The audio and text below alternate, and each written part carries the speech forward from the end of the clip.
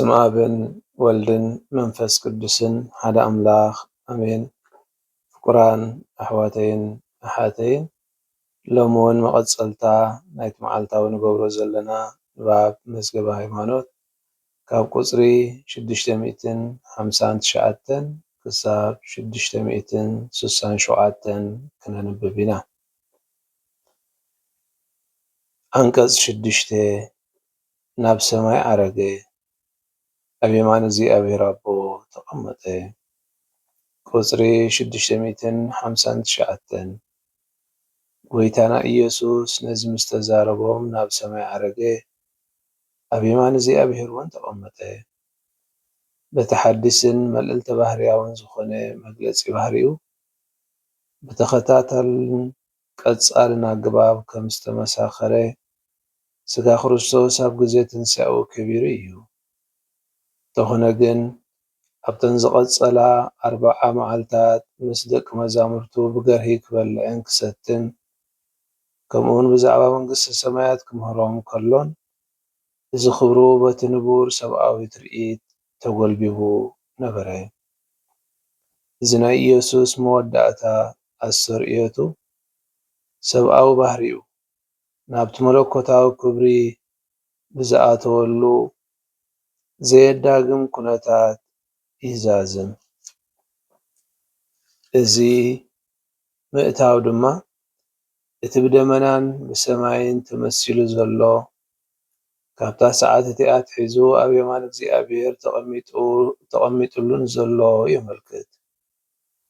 ፈጺሙ ፍሉይ ብዝኾነን ብዘይተለምደን ኣገባብ ድማ ኢየሱስ ነቲ ቁላዕ ዝመስል ጳውሎስ ርእሱ ብምግላጽ ሐዋርያ ንምዃን ዘብቅዖ ናይ መወዳእታ ኣስተርእዮት ፈጸመሉ።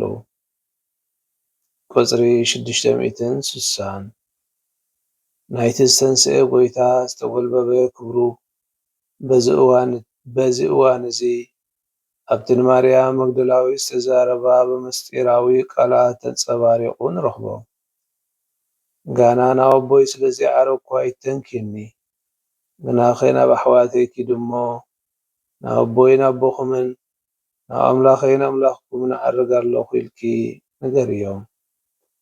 ናይቲ ዝተንስአ ክርስቶስ ክብርን ኣብ የማን እግዚአብሔር ኣቦ ናይ ዝኸበረ ክርስቶስን ኣብ ኣገላልጻ እዚ ክልቲኡ ንዘሎ ፍልልይ ዘመልክት ኣብ መንጎ ከም መሰጋገሪ ዝተመልከተ ታሪኻውን ልዑልን ዝኾነ ናይ ዕርገት ክዋኔ ፍጻሜ እዩ።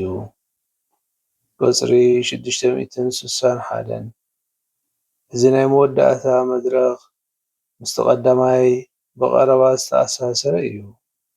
ማለት ምስቲ ኣብ ግዜ ተሰጎቱ ካብ ሰማይ ዝወረደሉ ኩነት ዝተኣሳሰር እዩ። እቲ ካብ ኣቦ ዝመጽእ ጥራሕ እዩ ናብ ኣቦ ክምለስ ዘለዎ። ክርስቶስ ኢየሱስ ብዘይካቲ ካብ ሰማይ ዝወረደ ወዲ ሰብ ናብ ሰማይ ዝዓረገ ሓደ እኳ የልቦን። ምስቲ ባህርያዊ ዓቕሙ ጥራሕ ዝተረፈ ዓለት ሰብ ናብቲ ቤት ኣቦኡ ክቐርብ ማለት ናብቲ ናይ እግዚኣብሔር ህይወትን ታሕጓስን ክበጽሕ ኣይክእልን እዩ።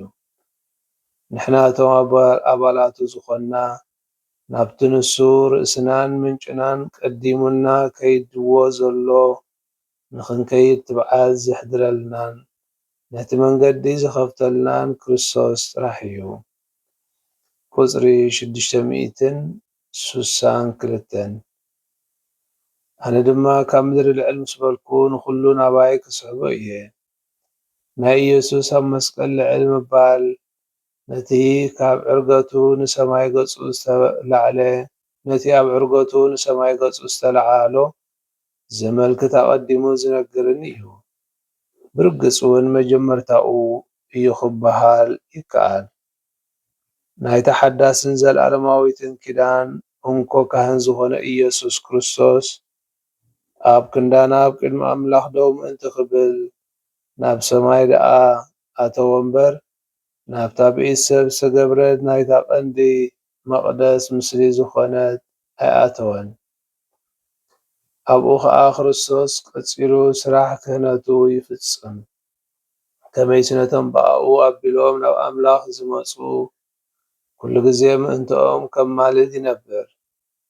ናይቲ ድሮ መፂኡ ዘሎ ሰናይ ነገር ሊቀ ካህናት ከም ምዃኑ መጠን ንሱ ነቲ ሰማያዊ ኣቦ ናይ ዘኽብር ግብረ ኣምልኾ ዓንዲ ማእከል ቀንዲ ተንቀሳቓስን እዩ።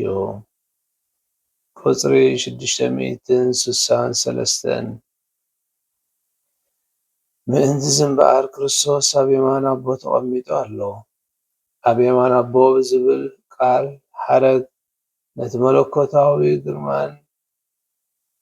ግርማን ነመልክት። ካብ ዘለኣለም ከም ወልደ ኣምላኽ እኳ ደኣ ከም ኣምላኽ ምስ ኣቦ ሓደ ህላዌ ኮይኑ ኣብ ዝነበረሉ ብድሕሪ ተሰግቦቱ ስጋኡ ምስ ከበረን ኣብኡ ብሰብነቱ ክቕመጥ ተረኽበ።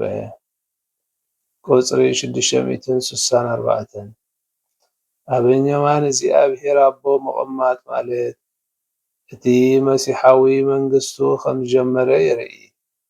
እዚ ከዓ ብዛዕባ ወዲ ሰብ ዳንኤል ነቢይ ናብ ዝረኣዮ ትርኢት ተፈጻሜት እዩ። ኩላቶም ኣሕዛብን ወገናትን በበይኑ ዓሌትን ቋንቋታትን ዝዛረቡ ምእንቲ ከገልግልዎስ ግዝኣትን ክብርን መንግስትን ተዋህቦ። ግዝኣቱ ዘይሓልፍ ዘለኣለማዊ ግዝኣት እዩ። መንግስቱ እውን ከንቶ ኣይትጠፍእን እዩ። ድሕሪዚ ክዋነ እዚ ሃዋርያት ናይቲ መወዳእታ ዘይብሉ መንግስቲ መሰኻኽር ኮኖም። ብሓጺሩ 665 ዕርገት ክርስቶስ እቲ ናይ ክርስቶስ ሰብነቱ ዳግማይ ኣብኡ ክመጻሉ ናብ ዘለዎ ሰማያዊ ወገን ኣምላኽ ከም ዝኣተወ የመልክት። ኣብ መንጎኡ በዚ ሰብነት እዚ ካብ ዓይኒ ሰብ ተኸዊሉ ይርከብ። ቁጽሪ 666 እቶም ኣባላት ኣካሉ ዝኾንና ከዓ ሓደ መዓልቲ ወትሩ ምስኡ ከም ንኸውን እናሓሰብና ብተስፋ ምእንቲ ክንነብር ኢየሱስ ክርስቶስ እቲ ርእሲ ቤተ ክርስቲያን ናብቲ ናይ ኣቦን ግርማ መለኮቱ ዝመልኦ መንግስቱ ቀዲሙና ሓሊፉ ኣሎ። ቁጽሪ 667 ኢየሱስ ክርስቶስ ናብቲ ናይ ሰማይ መቕደስ ሓንሳብ ንወትሩ ምእታው ከም መጠን መንጎኛ ቀጻሊ ምፍሳስ መንፈስ ቅዱስ ዘረጋግጸልና ብቐጻሉን ምእንታና ዘማልድ ኮይኑ ይርከብ። ፍቁራን ኣሕዋተይን ኣሓተይን እዚ ሎሚ ዘንበብናዮ ክፍሊ መዝገበ ሃይማኖት ብዛዕባ ጎይታና ኢየሱስ ክርስቶስ ናብ ሰማይ ከም ዝዓረገ ኣብ የማን ኩሉ ክብሪ ዘለዎ እግዚኣብሔር ከዓ ከም ዝተቐመጠ ዝገልጽ እዩ። ብዛዕባ ዕርገት ክንብል ከለና ንሱ ጎይታና ኢየሱስ ክርስቶስ ድሕሪ 40 መዓልቲ ካብ ሙታን ምትንሱ ደቂ መዛሙርቱ ኮነ ብሓንሳብ ኣብ ዝነበረሉ ግዜ እናረኣይዎ ንሰማይ ከም ዝዓረገ ይገልጸልና። ስለዚ እዚ ናይ ሎሚ ዘንበብናዮ ብዛዕባ ዕርገቱን ኣብ የማን እግዚኣብሔር ምቕማጡን ዝገልጽ እዩ። እቲ ትርጉም ዕርገት ጎይታና ዝበልናዮ ድሕሪ 40 መዓልቲ ንደቂ መዛሙርቱ እናተራእዮም ብዛዕባ መንግስቲ ኣምላኽ እናምሃሮም ድሕሪኡ ናብ ሰማይ ዝዓረገሉ እቲ ክርስቶስ ብትንሳኤ ዝጀመሮ ናይ ክብሪ ጉዕዞ ናብቲ መለኮታዊ ህላዌ ኣቦኡ ብምልኣት ዝኣተወሉ ፍጻሜ እዩ። ስለዚ ሓደ ተሃቢእኻ ዝፍጸም ዘይኮነስ ኩሎም እናረኣይዎ ንሰማይ ካብኦም ከም ዝተፈልየ እንርድኣሉ ጉዕዞ እዩ። ንሰብኣዊ ባህሪና ድማ ናብ ሰማይ ዘእቱ ኣምላኽ ምዃኑ ዝገልጽካ እዩ። ክርስቶስ ናብ ሰማይ ክዓርግ ከሎ በቲ ዝለበሶ ሰብኣዊ ባህሪ ማሪቡ። እዚ ማለት ድማ ንሰብኣዊ ፍጥረት መንገዲ ሰማይ ከፊትሉ ማለት እዩ። ነቲ ስጋና ነቲ ሰብኣውነትና ከም ሰብ መንግስቲ ሰማይ ንሰማይ ናይ ምዕራግ ዕድል ከፊትሉና ኸይዱ ማለት ንሱ ርእሲ ናይቲ ኣካል ዝኾነ ቤተክርስትያን ከም ምዃኑ መጠን ኣባላት እውን ናብቲ ንሱ ዘለዎ ክብሪ ክንበጽሕ ተስፋና እምነትና ስለ ዝኾነ ተስፋ ሂቡና እዩ ዝኸደ። ስለዚ እዚ እቲ ለቢስናዮ ዘለና ባህሪ ስጋ ሓደ መዓልቲ ተለዊጡ ምስ ኣምላኽ ኣብቲ ቤት ዘለኣለማዊ ተሓጒስና ንኽንነብር ዕድል ዝኸፍተልና እዩ። ምኽንያቱ ነቲ ሰብኣዊ ባህርና ናብ ሰማይ ዘእቱ ሓይሊ ዘለዎ ወይ ማዕፆ ዝኸፈተልና ስለ ዝኾነ እቲ ኣብ የማን ኣቦኡ ምቕማጡ ከዓ ክርስቶስ ከም መሲሕ መጠን ናይ መለኮታዊ ስልጣኑን ልኡላውነቱን ምልክት እዩ። ምኽንያቱ ንሱ ኣምላኽ ክንሱ ግን ከዓ ተላኢኹ ምሕረት ኣብ ልዕሊ ነፍሲ ወከፍና ንኽእውጅ ሕራይ ዝበለ እዩ። ስለዚ ናብቲ ከም መሲሕ መጠን ናብቲ ዘለኣለማዊ ዝኾነ ኣቦ እናበለ ዝፅውዖ ኣብ የማኑ ስፍርኡ ከም ዝተቐመጠ ምኽንያቱ ንሱ ኣብ መንግስቲ ሰማይ ኮይኑ ዝምሕር ኣምላኽ ናብ መንግስቲ ሰማይ ንኽንኣቱ ዝመርሕ ኣምላኽ ድማ እዩ። እዚ ከዓ እንታይ እዩ? ክርስቶስ ጎይታ ኩሉ ፍጥረት ምዃኑ እንእመኖ ስለ ዝኾነ እዩ። ስለዚ ንሱ እቲ ናይ ዘለኣለም ሊቀ ካህናት ክርስቶስ ናብ ሰማይ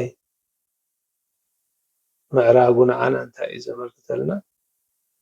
ሓዲጉና ዝኸይድ ጠንጢኑና ዝኸይድ ራሕሪሕና ዝኸይድ ዘይኮነስ ኣብ ቅድሚ ኣቦ ኮይኑ ምእንታና ክልምንን ከማልድን ሕራይ ምባል እዩ። ንሱ እቲ እንኮ ናይ ዘለኣለም ሊቀ ካህናት ኮይኑ መንገዲ ድሕነት የዳልወልና ናብ የማን ናብኡ ንኽንበጽሕ ስፍራ ዘዳልወልና ኣምላኽ እምበኣር ሕፅር ዝበለ እንታይ እዩ?